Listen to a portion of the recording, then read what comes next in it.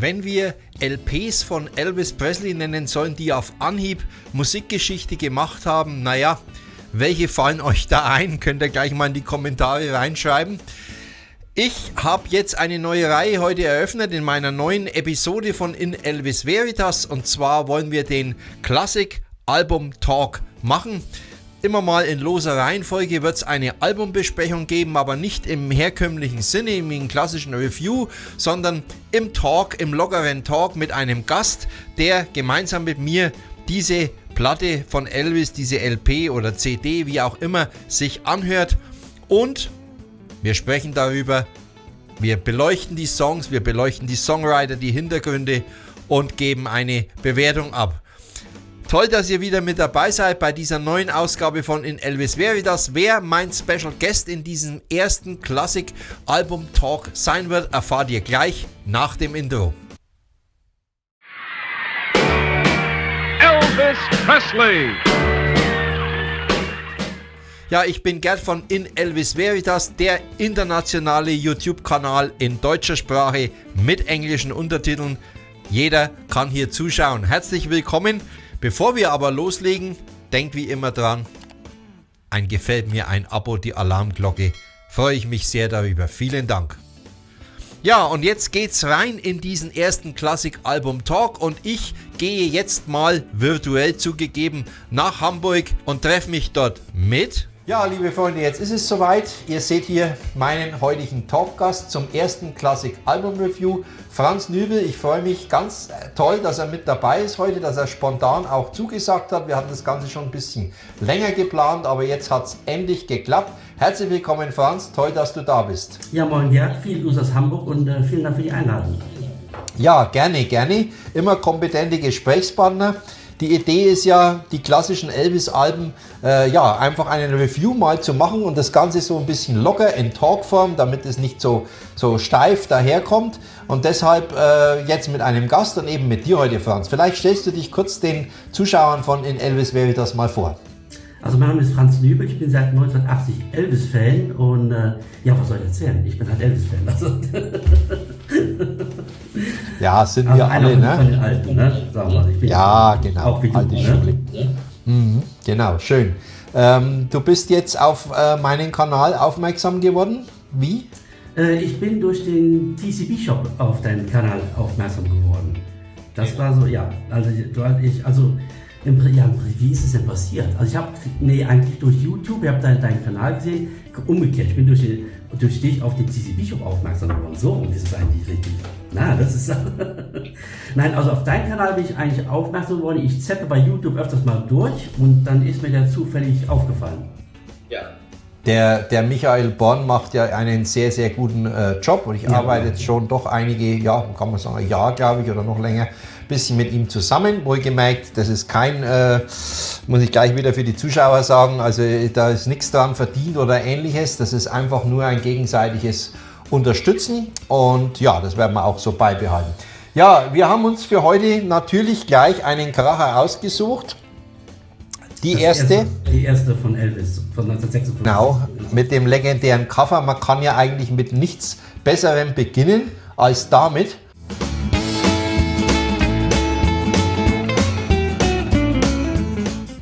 Und vielleicht ganz kurz bloß ein paar Vorbemerkungen dazu. Am 23. März 56 erschienen. So ein bisschen die Eckdaten. Die Aufnahmesessions waren bereits im Januar, am 10. und am 11. Januar und dann später nochmal am 30. und 31. Januar. Was das Besondere an diesem Album war, dass es eine Mischung war aus den ersten tatsächlichen professionellen RCA-Aufnahmen, die Elvis gemacht hat, mit Sun-Aufnahmen. Und dazu muss man wissen natürlich, dass von Sam Phillips die Rechte abgekauft wurden. Also RCA hat sozusagen den kompletten Katalog, den Sun-Katalog zu dem damaligen Zeitpunkt von Elvis von RCA abgekauft für eine Summe von, ich habe gehört, $35.000. Jetzt habe ich heute nachgelesen, steht 40.000 drin, aber das... Ja, es sind ja 40.000 gewesen und 5.000 hat Elvis davon bekommen. Ah, okay, jawohl. Jawohl, das erklärt es natürlich. Interessant ist, dass dieses Album zweimal eigentlich ein bisschen in die Geschichte, möchte ich sagen, eingegangen ist. Zum einen, es war Elvis' erstes Album und dadurch hat natürlich auch Billboard in seinen Top-Alben das Ganze drin, also in seinen 1000 glaube ich sind es, die 1000 bedeutendsten Alben. Ich schaue gerade nach, da haben wir also drin, die 500 besten Alben. Da war es 2003 und 2012 auf Platz 56. Mittlerweile ist es, wundert mich ein bisschen, nur noch auf Platz 332 2020. Hast du da nähere Infos, Franz? Nee, da habe ich jetzt nicht nachgeguckt, wie das so kommt. Ja, warum auch immer. Und natürlich ist es auch in der Liste der 1001 Albums You Must Have Before You Die. Also die du gehört haben musst, bevor du stirbst. Das ist natürlich, das denke ich. Ja, sowas ist ja subjektiv immer so eigentlich. Ja, natürlich. Das Album bekam 1966 Gold bereits, also 10 Jahre später, und dann wurde es 2011 schon mit Platin ausgezeichnet. Das sind so ein bisschen die Eckdaten zum Album, aber auch dieses legendäre Cover hier ist in die Geschichte eingegangen, beziehungsweise in eine Auflistung, und da wurde das auch gelistet zu den 100 interessantesten Cover-Alben und wurde auch nochmal gecovert. Du weißt wahrscheinlich von wem? Das Cover an sich meinst du jetzt? Von The Smiths war es, glaube ich, ne? The Clash. The Clash, okay. Aber The Smiths hat auch was gemacht. Mit diesem Schriftzug hat The Smiths was gemacht. Da haben ja einige Leute mit diesem Schriftzug gearbeitet, weil der eben so poppig ist, ne? Ja, okay. Ja, das ist so ein Album, ich habe es gerade, bevor wir hier jetzt unseren Review gestartet haben, mir gerade wieder nochmal durchgehört. Ich meine, ich weiß nicht, wie oft ich es schon gehört habe, aber es ist immer wieder interessant, dieses Album zu hören. Ich mag es total gerne, auch vom Sound her, denn die späteren Elvis-Alben in den 50ern, also speziell dann die Golden Records Volume 2, das war 1959, da hat man sehr viel Hall drauf gegeben, auch bei den Singles, die 58 erschienen, ist es hier noch nicht. Hier haben wir noch ein bisschen trockeneren Sound, gefällt mir eigentlich gut, gefällt mir besser. Ja, jetzt steigen wir halt einfach mal ein, vielleicht gehen wir mal Seite 1, gehen wir systematisch vor, Seite 1, Track 1, Blue Suede Shoes. Ja, also Blue Suede Shoes ist ja, wie ihr wisst, von Carl Perkins, ne? Und Carl Perkins hat das ja im Januar rausgebracht, 56. Und Elvis wollte dieses Lied gerne aufnehmen. Und da wurde aber dann zur Bedingung gemacht, kannst du machen, aber bitte nicht als Single rausbringen. Ich nehme an, damit die beiden sich nicht in die Quere kommen. Aber im August ist es dann als Single erschienen. Da war es wahrscheinlich schon die Zeit lang genug vorbei, zu sagen, okay, wir können es jetzt auf Single rausbringen. Wir kommen jetzt Carl Perkins nicht mehr in die Quere mit dem Teil. Ne? Er hatte ja auch den Charterfolg damit, ne? Und dann kam ja dieser Autounfall. Genau. Ich nehme an, damit man da eben nicht in die Quere kommt, dass der Erfolg gut durch den Verkauf von Elvis, durch diese Platte, hat Carl Perkins noch mehr Platten verkauft, auch weil es eben von Elvis diese Single noch nicht gab. Da haben die auf die Alternative, sag ich jetzt mal, zurückgegriffen und das Original dann gekauft. Ja. Also ich mag ja Elvis Fassung, wenn ich ehrlich bin, besser, obwohl ich auch die Carl Perkins Fassung gerne mag, also dass hier kein Missverständnis aufkommt. Aber was mir gerade an der Elvis Fassung gefällt, ist einfach, da ist wahnsinnig viel Drive drin und er lässt diese Pause weg. Carl Perkins macht jetzt One for the Money, genau, Two for the Show. Das nimmt Tempo raus. Ja? Ich habe mich immer gewundert, warum er das macht. Und Elvis macht es nicht und das tut dem Song wahnsinnig gut, finde ich. Ja, das finde ich auch, ja. Ja, schön. Gehen wir gleich weiter. I'm Counting on You. Ja, das ist ein Song von Don Robertson. Und also Steve Schultz hat ja für Elvis Lieder ausgesucht, die er ihm zugeschickt hat. Und da war dieses I'm Counting on You dabei. Das hat Elvis sehr gut gefallen. Aber Don Robertson wollte eigentlich, dass ein bekannter Sänger aufnimmt und war gar nicht so glücklich, dass Elvis jetzt dieses Lied aufnimmt, weil er eben in Newcomer war. Hinterher hat er sich natürlich gefreut, weil Elvis den Erfolg hatte und hat gesagt, okay, jetzt habe ich dann doch das Glück gehabt, dass Elvis das Teil dann doch aufgenommen hat. Ja. Und also ich muss dazu, also Don Robertson hat in Elvis' Karriere sogar 14 Songs für ihn dann noch geschrieben. Insgesamt. Ja. Und so interessante Songs dabei wie Anything That's Part of You, ne, zum Beispiel, habe ich gelesen. und I Met Her Today, ne? Das sind ja auch und bekannte Songs. I Really Don't Want to Know hat er auch geschrieben. Also, wie gesagt, 14 an der Zahl waren sie insgesamt. Ne? Ja. Genau, There's Always Me Starting Today. Also, das sind einige Songs, gerade so aus den frühen 60ern mit dabei. Wie findest du die Ballade I'm Counting on You? Also, ich bin bei Elvis nicht so objektiv. Mir gefällt von Elvis ja alles so, weil die Klangfarbe seiner Stimme, also für mich konnte Elvis ja alles singen. Der hat auch also den Liedern immer so einen besonderen Touch gegeben. Also ich muss zugeben, am Anfang, das Lied ist ja eben so ein bisschen schleppend, kann man so sagen. Ich musste mir am Anfang schon ein bisschen dran gewöhnen, aber mittlerweile ist es so im Ohr drin, also ich finde es toll mittlerweile. Ja, ich mag vor allem immer diese Stelle, wo dieses I'm counting on you und dann die Jordan erst mit der Rapapapa, da kommt dann so richtig ein bisschen Dramatik fast rein, aber ich gebe dir recht, der kommt ein bisschen schleppend daher am Anfang. Auch die Einleitung mit der Gitarre ist zwar schön gemacht, aber irgendwie, ja, schleppt es am Anfang ein bisschen, aber entwickelt sich gut der Song, ja? Ja, man merkt auf jeden Fall das Gefühl von Elvis da reinlegen. Ne? Ja. Genau. Ja. Dann sind wir auf Seite 1, Track Nummer 3, I Got a Woman. Also I Got a Woman ist ja jetzt Ray Charles. Ne? Damit hatte die Session mit diesem Song angefangen, weil die haben das ja öfter schon live gespielt, also Bill, Scotty und Elvis, und da hatten sie nicht so eine große Mühe, diesen Song aufzunehmen, und danach kam dann Heartbreak Hotel. Aber jetzt sind damit eingestiegen, um mich auch ein bisschen in der Session damit warm zu machen. Ja. Ja, I Got a Woman, also da muss ich sagen, da gefällt mir natürlich auch die Ray Charles Fassung unglaublich gut. Das ist natürlich blanker R&B, ne? Hat mit Rock'n'Roll nichts zu tun. Elvis macht einen Rock'n'Roll-Song da, aber so richtig, ich weiß nicht, das ist so, da brennt das Fieber so richtig.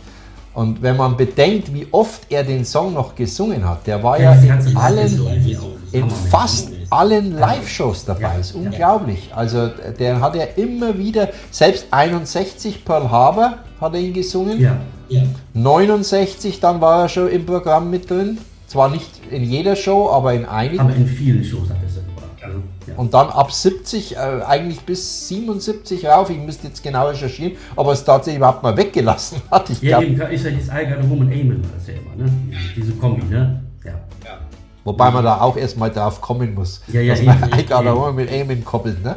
Also wer ihn da drauf gebracht hat, das wäre auch mal ein Video wert, aber da ist meine Recherche noch nicht weit genug, dass ich das, vielleicht, ob man es überhaupt irgendwie rauskriegt. Ja, I Got a Woman von Ray Charles, dann kommen wir zum Track Nummer 4, die One-Sided Love Affair. Ja gut, jetzt habe ich dazu, jetzt kommen so einige Songwriter, da habe ich sogar eigentlich gar keine Infos zu gefunden.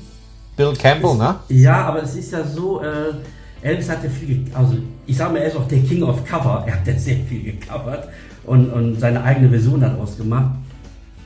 Und er hat einfach auch Lieder genommen, die ihm dann einfach gefallen haben. Und also über diesen Typen habe ich so keine Infos gefunden.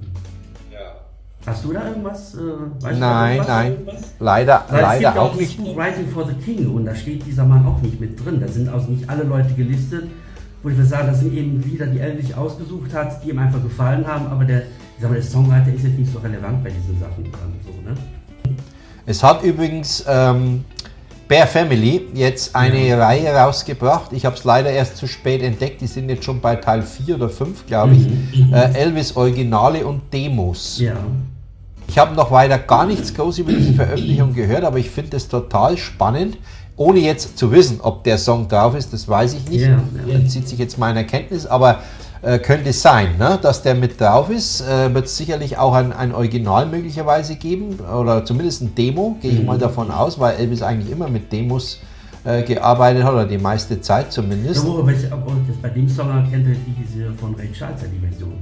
Ich nehme an, dass das quasi sein Demo dann gewesen ist. Ja, das ist klar, ja. Aber bei One-Sided Love Affair muss ich sagen, ich meine, das ist so ein Song, der wird eigentlich mich nie groß erwähnt, aber was mir an dem Song wahnsinnig gefällt, ist dieses Piano-Solo. Ja, ich finde, der ganze Song, der ist auch so fröhlich, der groovt auch gut. Der gefällt mir auch sehr gut. Ne? Also bei diesem Piano-Solo, da drehe ich immer den Verstärker auf. Das ist so ein Musical-Moment für mich von Elvis, da muss ich lauter drehen, das begeistert mich total. Ja, schön. Dann kommen wir zu Track Nummer 6, I Love You Because. Ja, das ist auch so ein altes Country-Lied, was Elvis damals auch in jungen Jahren schon gehört hat. Und aber diesen Songwriter, sorry, ich habe nichts gefunden. Das ist so, ich habe mal ein bisschen geguckt, auch bei YouTube, aber man findet nicht so wirklich was darüber. Und den Song, der wurde ja posthum, hat er ja zusammen, also jetzt ist mal so, das kann man stellen, er hat das zusammen mit seiner Tochter gesungen, also er hat ja nicht gelebt, die haben da so ein Duett draus gebastelt halt, auch eine sehr schöne Version. Ja, Ne? das ist Leon Roger Payne ist ein Country-Sänger und Ja. Songwriter, der 1969 gestorben ist. Aus Texas hat er gestammt, das ist das, was ich habe auch nur ganz wenig. Und dieser Song I Love You Because wurde bei der Beerdigung von seiner Frau gespielt im Jahr 2008. Also ich sag, hast du mehr gefunden als ich, also ich habe nichts gefunden über den Mann. Ne? Ich habe jetzt auch nicht groß hier was gefunden, aber das sind halt so ein bisschen Kleinigkeiten. Ja, aber es ist eine interessante Ballade. Es gibt ja eine Fassung mit einem gesprochenen Part von Elvis, ne? Ja, es gibt zwei Versionen, genau. Es ist auch auf einer Sun veröffentlicht, wie heißt die jetzt? Ah, die ist auch eine CD, wie heißt die denn jetzt? Sunrise, glaube ich, da ist es, glaube ich, mit drauf, ne? Da könnte es drauf sein und es ist auch, übrigens Zuschauer, ja, schreibt wieder in die Kommentare, ihr könnt euch wie immer Genau, nicht aktiv vergessen, beteiligen, ne? ja. Das muss man immer wieder dazu sagen. Aber ich glaube, ich habe sie drauf auf der Golden Celebration, auf der Box von 84 und ich glaube, Ach so, die das ist auch ja. auf A Legendary Performer. Müsste Ja, und auf der Boy von Tupelo müsste es doch auch drauf sein eigentlich, ne? Schätze ich mal. fast alles da Ja. und so. Ja. Ja, wie findest du die Ballade? Gefällt sie dir? Also mir hat die Ballade schon, also die hat mir von Anfang an schon mal gut gefallen. Ich finde die, also, ja, irgendwie ist sehr gefühlvoll, also die trifft mich also schon so, ja, die kommt bei mir an. Ne? Ich mag sie auch, wobei ich besonders auch die mit dem gesprochenen Part mag, die Fassung. Ja. Die ist leider aber hier nicht veröffentlicht worden auf der ersten Elvis. Ja, dann sind wir jetzt schon bei Track Nummer 7, Just Because. Ja, Just Because ist auch eine Sun-Aufnahme und das ist auch so, die haben also diese Aufnahmen ja gemacht, wie gesagt, Anfang Januar und Ende Januar. Wie gesagt, Steve Schultz hat die Nummern rausgesucht, Elvis hat die aufgenommen und das Kuriose war, also kurios in Anführungsstrichen, weil Elvis hat für 5 Lieder 2 Tage gebraucht, wo andere Künstler 3 Stunden damals gebraucht haben. Das hat er ja etwas verwirrt, dass Elvis so lange dafür gebraucht hat. Und da haben die gesagt, so, wir haben auch irgendwie die Zeit nicht mehr und das wurde dem Steve Schultz auch alles ein bisschen zu heiß, weil Elvis war neu und keiner wusste, was passiert. Und er sagt, ich packe jetzt einfach die Sun-Dinger auf die Platte, damit wir auch Zeit und Geld sparen, weil ihm lief das alles so ein bisschen weg, das Ganze. Ja, ja, richtig. Man wollte ja schnell ein Album rausbringen. Ne? Man hatte die Ja, Fernseherfolge. genau. Heartbreak Hotel war, glaube ich, schon Nummer 1 zu dem Zeitpunkt. Man brauchte jetzt was. Das Geld musste her. Und die Aufnahmesessions waren aber noch nicht so lange. Elvis war ja auch furchtbar nervös, als er erstmal im RCA-Studio war. Es waren ja ganz andere Produktionsbedingungen, als er sie kannte von Memphis, vom Sam Phillips her. Ja, das stimmt und dann hat es länger gedauert, ja, und dann musste schnell was her und deswegen hat man mit Sandtiteln aufgefüllt. Wir werden, denke ich, am Schluss, wenn wir sie alle durch haben, Ja. nochmal darüber sprechen, ob die Auswahl ja, geglückt ist oder ob wir, du oder ich, andere Songs genommen haben. Also ich auf jeden Fall, das nehme ich gleich mal vorweg, aber das ist egal, das soll jetzt den Erfolg des Albums ja nicht schmälern. Nee, Okay, richtig. Es war ja auch so, damals wurden auch mehr Singles als LPs verkauft, weil die LPs waren noch nicht so, wie das heutzutage ist. Und Heartbreak Hotel hat ja damals 2 Millionen Mal verkauft und dieses Album war schon 300.000 Mal. Das war damals eine Dimension, die war einmalig zu dieser Zeit. Ne? vor allem für Rock'n'Roll, ne? Ja, eben für Rock'n'Roll auf jeden Fall, ja klar. Dazu. Ich meine, es gab schon Seller damals, die viele Platten verkauft haben, aber die waren nicht aus dem Genre Rock'n'Roll oder eigentlich nicht mal aus dem Genre Pop. Das waren dann Frank Sinatra und solche Leute, ne? Genau. Ja, gehen wir auf die Seite 2, der Opener, Tutti Frutti. Ja, Tutti Frutti ist ja ein klassischer Rock'n'Roll, bekannt durch Little Richard und Elvis hat das Teil halt gecovert. Und jetzt habe ich auch nicht so über den Songwriter auch eigentlich nichts gefunden. Es ist unwahrscheinlich, ne? Also angegeben sind ja 2, eine Frau interessanterweise auch, Dorothy LaBostri und eben Richard Penniman, also Little Richard. Ja? Ja. Und das waren die beiden, die den Song geschrieben haben. Ich muss ganz ehrlich sagen, hier finde ich aber Little Richards Fassung deutlich stärker. Ich fand die... Ja, kann ich in einer Weise nachvollziehen, aber für mich ist Little Richard immer so, Ich höre ihn erst gesagt nicht gerne, weil ich finde ihn so vom Singen so aggressiv. Also Elvis hat ja den Rock'n'Roll auch teilweise seicht gesungen, das muss man zugeben. Ne? Also für mich ist Elvis ja auch im Gros kein Rock'n'Roll-Sänger, sondern eher ein Gospel-Sänger. Elvis war für mich eher ein Gospel-Typ, ne? Weil es war ja auch seine Musik. Ne? Und er hat dieses Tutti Frutti, der hat das seichter gesungen, das stimmt. Das ist aber, trotzdem kann ich das mir besser anhören, weil es eben nicht so aggressiv ist. Also das ist so auch eine Empfindungssache. Ne? Genau. Also es sind zwei Sachen, die mich an Elvis Fassung stören, kann ich genau auf den Punkt bringen. Das eine ist, mir ist es zu schnell, also er ist deutlich schneller als Little Richard. Ja, stimmt, er hetzt sich so ein bisschen dadurch, ne? Hat man das Gefühl. Ne? Gehetzt, du sagst das richtige Wort, Ja. genau, es klingt gehetzt. Und dann muss ich sagen, gefällt mir Scotty Moore nicht, der immer dieses Diddlem reinspielt, das für mich keinen Sinn ergibt. Also so sehr ich Scotty Moore ansonsten natürlich schätze, überhaupt keine Frage. Aber ja klar, großartiger Gitarrist und ja. hier, wie gesagt, hätte ich mir ein bisschen anders gewünscht. Aber egal, das ist alles Jammern auf hohem Niveau. Ja, richtig. Nichtsdestotrotz gehört der Song rauf, ist ein Rock'n'Roll-Klassiker, genau. Ja, dann gehen wir gleich zu Track 2, Trying to Get to You. Ja, ich habe mir keine Infos, sorry. Keine Infos. Okay, ich kann dir sagen, wer es geschrieben hat. Rosemary McCoy, amerikanische Songwriterin, die selber dann gesungen an den 50er und 60ern. Und dann haben wir noch Charles Singleton.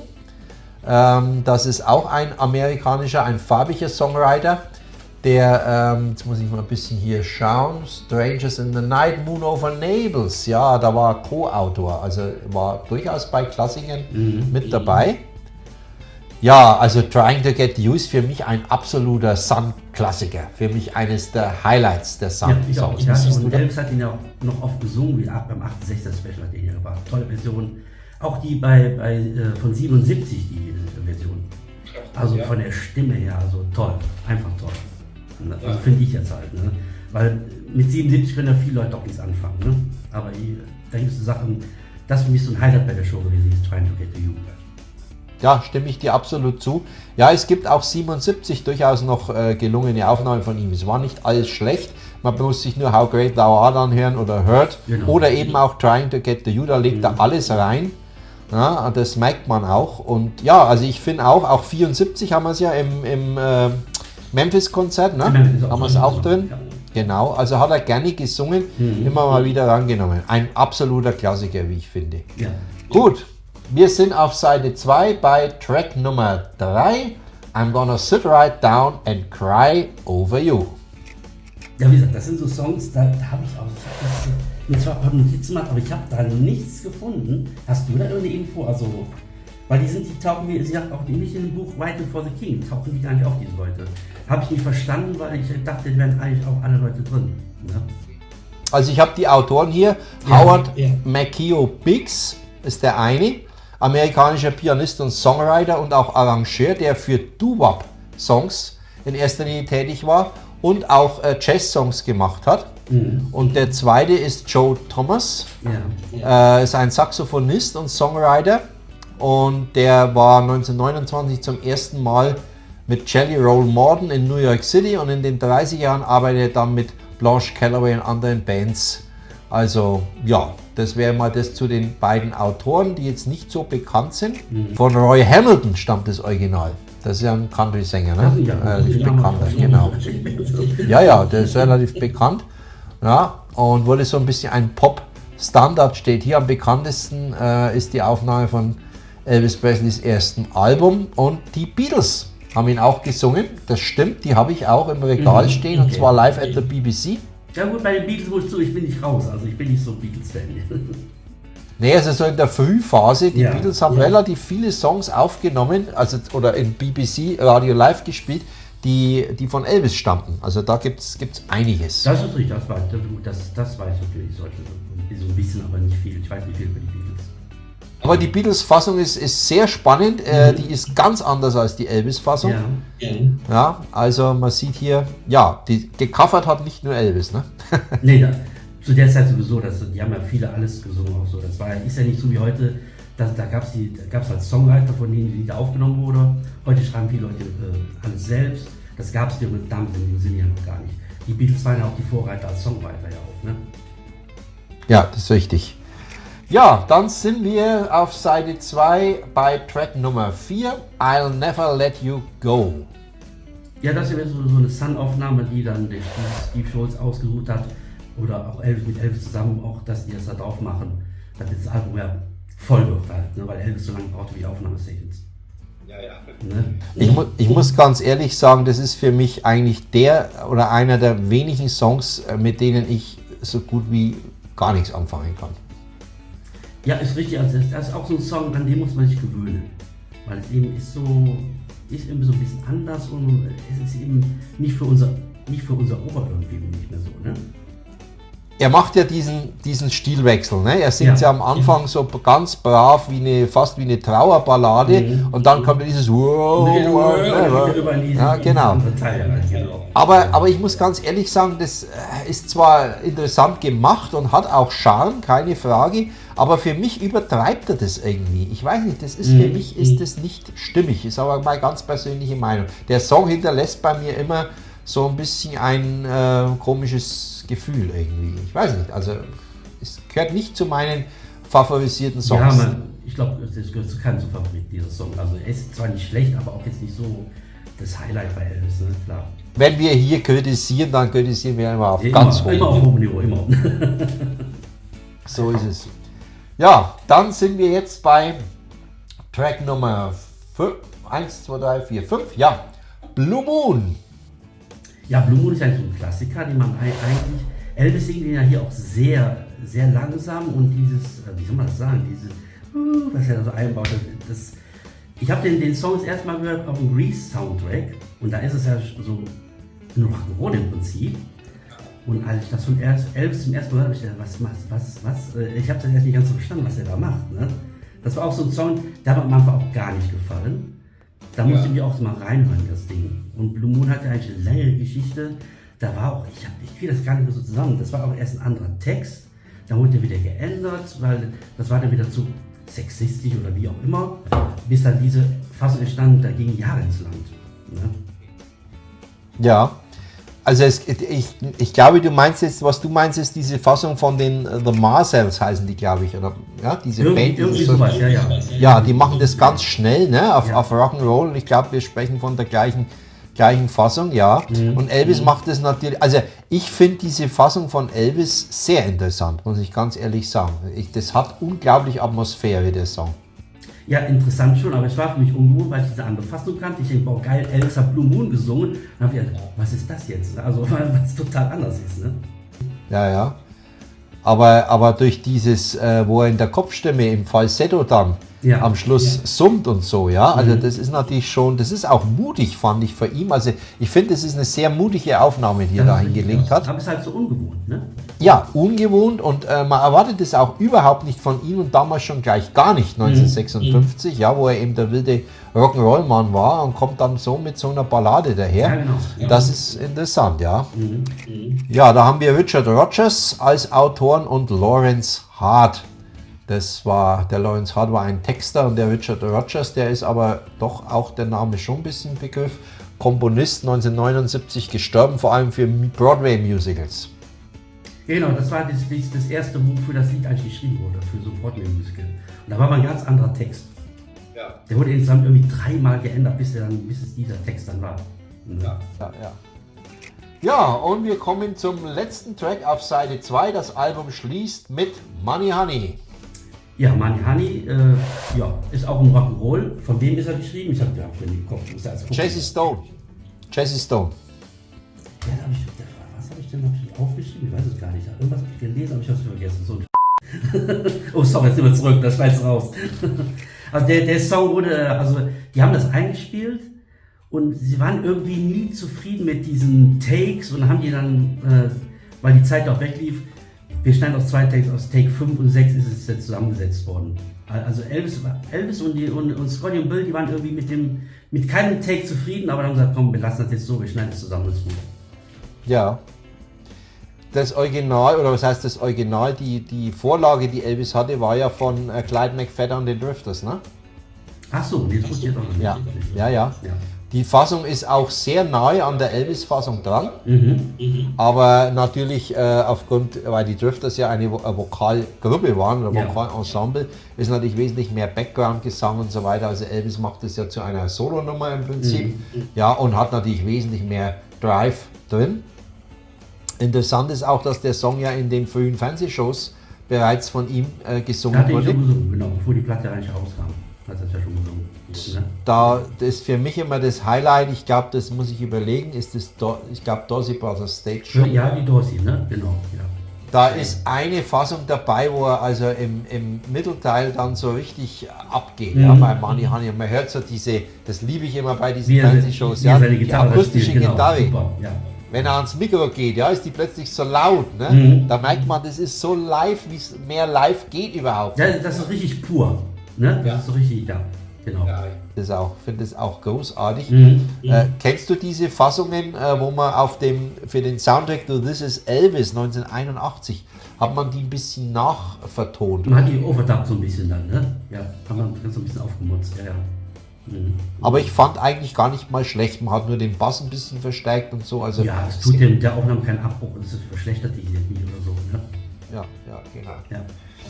Ja, schön. Also ich finde, das Album schließt mit einem tollen Song und eröffnet mit einem tollen Song. Genau. Kann man so sagen. Sehe ich genauso, ja. Ja, wie würdest du jetzt sagen von den Sun-Titeln her? Hättest du die gleichen genommen oder hättest du andere genommen? Ja gut, das kann man ja schlecht sagen. Wir sind jetzt 60, 70 Jahre später. Man muss das ja im Zeitkontext immer sehen, solche Sachen, finde ich. Das ist die Auswahl, ja. Ich kann das echt nicht beurteilen. Also für die Zeit war es wahrscheinlich richtig, was die da gemacht haben, weil der Erfolg gibt ihnen ja recht, was sie da gemacht haben. Ne? Wie soll ich jetzt sagen, ob ich jetzt da Love Me drauf tue oder wenn man Blue Moon Turns to Gold Again oder was er dann aufgenommen hat. Die sind halt auf der zweiten Platte gelandet. Ne? Also ich finde sogar die zweite Platte ist, das Gute ist für mich sogar eine Steigerung bei der zweiten, finde ich so. Die haben es geschafft, dann noch was Besseres zu produzieren. Es war ja auch so, die haben ja bei Sun, hat der Sam Phillips so ein bisschen gesagt, mach mal hier, mach mal da, oder er hat ein bisschen Tipps gegeben. Und bei RCA war das ja so, da ist er quasi ins kalte Wasser geschmissen worden. Die haben die 2 Tage da gebucht, die 2 Wochenende, und dann sind die da hingefahren und dann haben sie gesagt, ja Elvis, jetzt machen wir. Und dann standen die 3 da, ja gut, dann machen wir denn jetzt hier so. Also das war etwas so, da waren sie ein bisschen unbeholfen bei der ganzen Sache auch, ne? Und haben eben probiert und gemacht und getan. Aber dafür sind gute Sachen rausgekommen. Und ich finde auch gut, es ist ja so, es ist ja, wenn man so hört, die sind ja nicht perfekt, diese Aufnahmen. Aber das ist auch gar nicht der Sinn der Sache. Es ist für mich ja, dass da so eine Seele drin ist, diese Spielfreude und dieses Gefühl, was er rübergebracht hat. Das finde ich immer so toll. Es kommt nicht so auf die Perfektion an, wie das ja heute so, sagen wir so, verlangt wird. Ja, da ist ein Fehler und da ist ein Fehler und hier wird alles auseinandergenommen. Ich finde gar nicht, dass der Sinn der Sache bei der Musik ist. Ja, also wichtig, viel wichtiger ist da, dass da Gefühl und Seele rüberkommen, und das kann für mich kein anderer wie Elvis machen. Ja, stimme ich dir zu, und ich glaube auch, dass man bei der Auswahl der Sun-Titel, dass man doch auch ein bisschen versucht hat, wie soll ich denn sagen, ja, mehr Country-Songs einzubringen, ne? Weil die sind doch überwiegend, können sie dem Country-Genre an. Mehr Country-Stil, aber die sind auch so eben so roh und frisch, diese Songs. Also die haben so eine Aura auf diese Lieder, finde ich. Ne? Ja. Und so hat Projekt noch die Geschichte. Elvis wollte das Lied ja aufnehmen, und da hat ja, wie heißt jetzt wie heißt die, Mae Exton, oder ist das richtig? Weiß ich den Namen nicht zusammen. Die hat das ja geschrieben und hat aber gesagt, das darfst du aber nur aufnehmen, wenn du das als Single rausbringst. Ja. Dann hast du natürlich einen Druck, denn du musst eine Single, und die soll ja erfolgreich werden. Ja. Und Steve Scholz hatte teilweise die Krise bekommen, was machen die denn da? Ja. Und dann kam der Königspiel, lass den mal machen, der weiß schon, was er da tut. Das finde ich so toll an dieser Karriere von Elvis. Weil, wenn man so anguckt, dem wurde gesagt, du singst jetzt das, du ziehst das an, du machst das, du machst jenes. Und Elvis hatte im Prinzip ja da freie Hand. Ja. Weil der Könner sagt, ich mach's Geschäft und du machst deine Musik. Wir kreuzen uns nicht, jeder macht sein Zeug, wir reden uns nicht gegenseitig rein. Und das finde ich einfach toll, das ist so eine einmalige Sache. Also ich kenne das bei keinem anderen so. Ne? Ich muss auch ganz ehrlich sagen, ich fand es total mutig, dass man mit einer Single wie Heartbreak Hotel beginnt bei RCA, weil es ist eigentlich völlig untypisch für das, was Elvis vorher gemacht es hat. ist ja Ne? auch gar kein Rock'n'Roll-Song. Nein, überhaupt nicht. Da würde man sagen, ja, dann immer eben Blues Like Shoes als erstes Single, aber da war die Auflage nicht. Du darfst es nicht als Single rausbringen. Ja, Also, was machen genau. wir jetzt? Und dann hat er gesagt, wir machen Heartbreak Hotel und hat gesagt, das wird ein Hit. Ja. Das hat er schon gewusst, also das hat er gefühlt, das ist doch genial. Ja. Wobei das natürlich eine seiner absolut großartigsten Aufnahmen überhaupt ist, muss man sagen, Heartbreak Hotel. Ja gut, im Nachhinein schon, aber zu der Zeit, wo man sagt, wie du sagst, ist ja ein Rock'n'Roller und dann bringen die so ein Lied als Single raus. Das ist schon mutig, finde ich. Das ist schon und ein Risiko, ne? Ja, absolut. Ja. Ja, Franz, schön. Jetzt Ja. haben wir das Album durch, dieses wunderbare erste Album, mit dem das Ganze begann, was Elvis betraf und was auch für uns Fans natürlich immer noch wichtig ist. Wir haben ja so die unterschiedlichen Fans, die einen mögen eher die 60er Jahre, es gibt welche, die mögen die 70er, manche sagen nur die 50er, Ja, habe ich ja. auch neulich auf meinem Kanal mal gelesen, im Kanal, alles andere interessiert mich nicht, hat einer geschrieben. Naja, ist schön, der kann sich heute freuen über dieses Video, da geht es wirklich nur um das erste Elvis-Album. Ja, Ja. Franz, ich danke dir ganz herzlich, dass du dir die Zeit genommen hast Sehr gerne. Hat und mir viel fand Spaß es jetzt gemacht. sehr angenehm. Eine schöne Ne? Unterhaltung, ne? Und ich habe ja meinen Gästen stelle ich ja immer zwei Fragen. Eine, die hast du vorhin schon beantwortet, seit wann du Elvis-Fan bist. Aber die zweite muss ich dir noch stellen. Was ist dein Lieblings-Elvis-Song oder sind deine Lieblings-Elvis-Songs? Ja, das ist immer eine Frage. Also ich bin ja früher auch als Elvis aufgetreten, muss ich ja zugeben, also die Zeit ist vorbei. Und da wurde mir die Frage auch immer gestellt, was ist dein Lieblingslied von Elvis? Ich sage heute, Elvis hat fast 800 Lieder aufgenommen. Jetzt ein Lied oder zwei oder selbst 10 Lieder, es ist so schwer, weil das tagesabhängig ist. Der eine Tag ist der Song und ein Tag ist der Song und das ist der Song.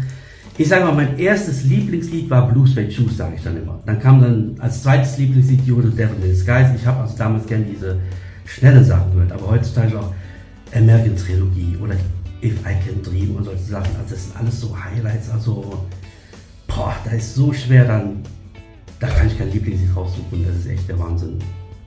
Okay. Ja, das stimmt, das ist schwer. Ja. Geht mir im Prinzip auch so. Wobei ich dann immer sage Burning Love, aber das ist letztlich auch nur von, was weiß ich, von 100 Lieblingssongs halt einer. Das ist das Problem. Ja, okay, Franz, dann vielen herzlichen Dank, dass du mit dabei warst und ich denke, die Reihe wird ja weitergehen, auch mit anderen Gästen, aber ich denke, wir zwei werden auch mal wieder zusammensitzen und werden ein Elvis-Album hier unter die Lupe nehmen, Ja, würde wie mich wir das freuen. heute Sehr getan gerne. haben. Das machen wir sehr gerne. Ja. Alles klar, dann sage ich schon mal Dankeschön, wünsche dir noch eine gute Zeit. Ciao und Danke gleichfalls. Ade. Und in Hamburg sagt man Tschüss. Ja, oder Moin, ne? Jo, moin. Alles Ciao. Ja, soweit der erste Klassik-Album-Talk. Ich hoffe, euch hat es gefallen. Schreibt wie immer fleißig in die Kommentare rein eure Anmerkungen. Was denkt ihr über die erste Elvis Presley-Platte? In welcher Form habt ihr sie zu Hause? Habt ihr sie als LP? Habt ihr sie als CD oder hört ihr über einen Streamingdienst? Würde mich brennend interessieren. Ihr könnt auch gerne eure Vorschläge in die Kommentarspalte reinschreiben, welches Klassik-Album, welchen Talk wir als nächstes irgendwann demnächst machen sollen. Danke, dass ihr wieder mit dabei wart. Ich wünsche euch eine tolle Woche. Wir sehen uns nächste Woche wieder. Bis dahin, ciao und servus, euer Gerd. Long live the King.